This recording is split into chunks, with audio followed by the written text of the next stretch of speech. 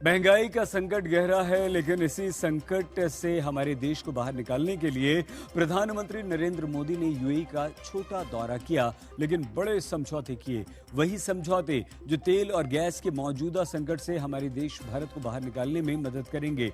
आज यूएई और भारत के बीच 5 बड़ी डील सील हुई हैं, लेकिन 2 बड़े समझौते एलपीजी गैस और क्रूड ऑयल को लेकर ये समझौते हुए। तेल और गैस पर हुई डील का सबसे बड़ा उद्देश्य है मौजूदा संकट से सबक लेते हुए लॉन्ग टर्म प्लान तैयार करना, ताकि भविष्य में कभी भी ऐसी स्थिति बने और ऊर्जा संकट खड़ा हो तो भारत आसानी से उससे निपट सके। और अंत में तेल और गैस पर भारत और यूएई के बीच हुए समझौते को संकट मोचक क्यों माना जा रहा है, कैसे प्रधानमंत्री नरेंद्र मोदी और यूएई के राष्ट्रपति नाहयान की दोस्ती ने इस समझौते की पूरी स्क्रिप्ट तैयार की है, आइए हम आपको दिखाते हैं।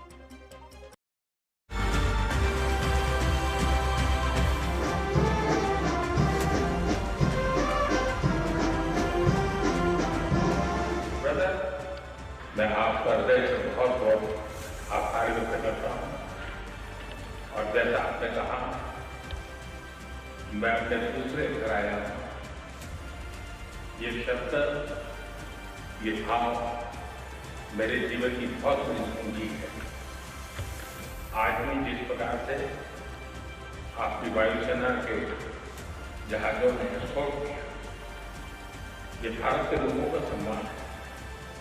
यूएई के F-16 लड़ाकू विमानों ने प्रधानमंत्री मोदी के प्लेन को एस्कॉर्ट किया। यूएई पहुंचने पर पीएम मोदी का गार्ड ऑफ ऑनर से स्वागत किया गया। भारत और यूएई के अफसरों ने पीएम मोदी और यूएई के राष्ट्रपति अल नाहयान की मौजूदगी में 5 समझौतों पर मोहर लगाई। ये तस्वीर भारत यूएई की दोस्ती और पीएम मोदी और नाहयान की पर्सनल केमिस्ट्री की झांकी है। ईरान अमेरिका युद्ध से भारत की एनर्जी सप्लाई चेन बाधित है, तो इसी युद्ध से यूएई का निर्यात प्रभावित है। दोनों ही मुल्कों पर युद्ध की मार है, लिहाजा ऐसे वक्त में पीएम का यूएई दौरा और यूएई के साथ 5 बड़े समझौते होना बहुत अहम है। सबसे पहले समझिए पीएम की 3 घंटे की विजिट के दौरान यूएई के साथ हुए 5 समझौतों में क्या है। नंबर 1, रणनीतिक पेट्रोलियम रिजर्व। क्षेत्रीय तनाव या फिर कच्चे तेल की कीमतों के उतार चढ़ाव के संकट से निपटने के लिए भारत ने यूएई के साथ बड़ा समझौता किया है। भारत के रणनीतिक तेल भंडार को बढ़ाने में यूएई मदद करेगा। यदि तेल की सप्लाई चेन बाधित हुई तो संकट से निपटने के लिए भारत के पास पर्याप्त तेल होगा।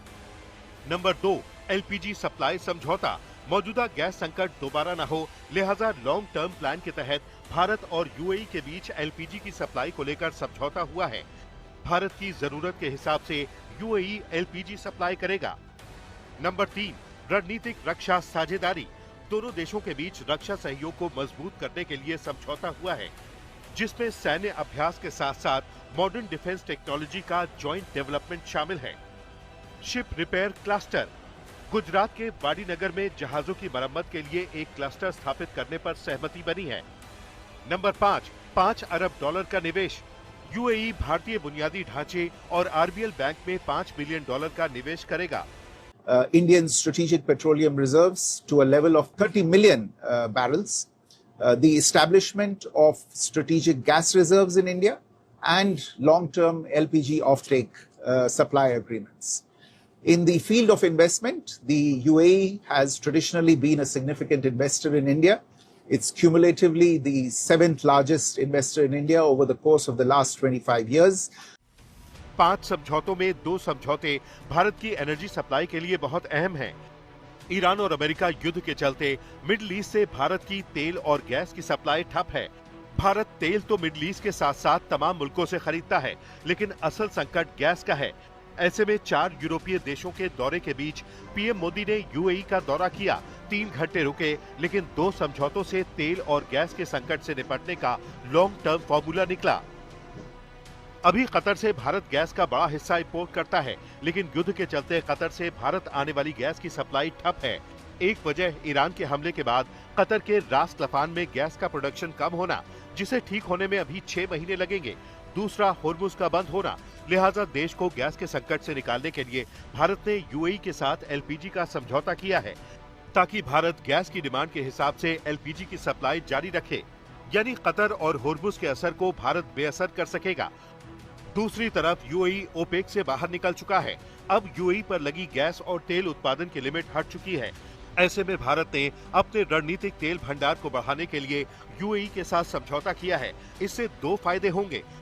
पहला, संकट काल में भारत के पास तेल का ज्यादा दिनों का रिजर्व होगा, जो अभी 72 दिन का है।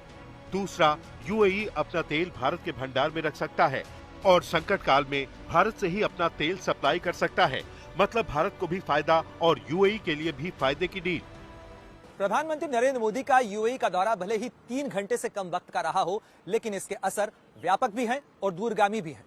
प्रधानमंत्री की इस यात्रा के दौरान भारत की ऊर्जा सुरक्षा ही नहीं बल्कि आर्थिक सुरक्षा को मजबूत करने को लेकर भी दोनों देशों के बीच में समझौते हुए। एक महत्वपूर्ण समझौता था भारत के रणनीतिक तेल भंडार को मजबूत करने के लिए यूएई के सहयोग का, क्योंकि यूएई भारत का चौथा सबसे बड़ा तेल का निर्यातक है। साथ ही एलपीजी की सप्लाई भारत को बढ़ाई जा सके, इसके लिए भी यूएई ने मदद का हाथ बढ़ाया है। भारत के करीब 45 लाख लोग यूएई में रहते हैं, लिहाजा यूएई भारत के लिए निर्यात का भी एक महत्वपूर्ण क्षेत्र है और इसीलिए यूएई का भारत के अंदर $5 अरब का निवेश का वादा करना भारत की अर्थव्यवस्था के लिए न केवल अहमियत रखता है बल्कि दोनों देशों के रिश्तों को मजबूत भी करता है।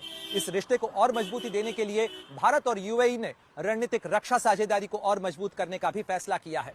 बड़ी बात यह है कि यूएई की भौगोलिक स्थिति भी ऐसी है कि होर्मुज बंद रहा तो भी तेल और गैस की सप्लाई बाधित होने का खतरा कम रहेगा। दूसरी तरफ भारत और यूएई के बीच 2022 में हुए समझौते के बाद दोनों मुल्कों का कारोबार लगातार बढ़ रहा है। यूएई भारत का भरोसेमंद साझेदार है। वो भारत की जरूरत के हिसाब से तेल और गैस भी देगा और भारत में निवेश भी करेगा। अगर यूएई के साथ भारत ने तेल और गैस पर बड़ी डील की तो नॉर्डिक देशों की यात्रा के पीछे पीएम मोदी का मकसद है क्लीन एनर्जी, ग्रीन एनर्जी के साथ साथ भारत में विदेशी निवेश को बढ़ाना।